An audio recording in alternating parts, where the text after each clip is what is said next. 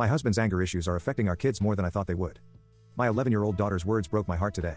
While teary-eyed, she asked how could you still be in love with someone like that, referring to her dad. Then she started crying. My son, 9, was sitting across from her and started crying too. This is right after my husband came out of the hallway looking and acting very angry with a wooden paddle and seeing the baby had changed the channel from the football game he was watching. My husband does have a slight temper.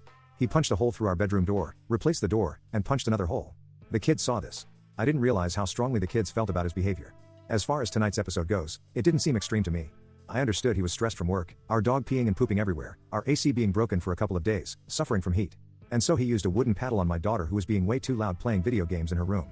When I told my husband the kids are scared of you, can you please apologize to them? He said. Good. Mission accomplished. They should be scared of one of us. I don't know what to make of that.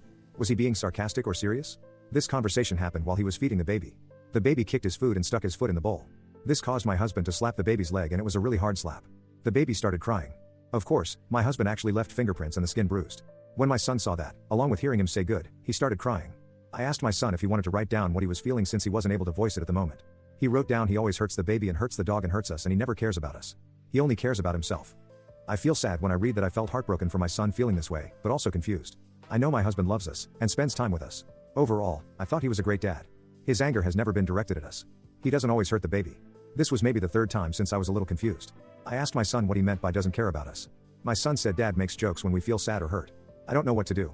My kids are wondering why I'm still with my husband. I feel like my head was buried in the sand. How did I not notice their feelings? I thought we had an amazing and loving family.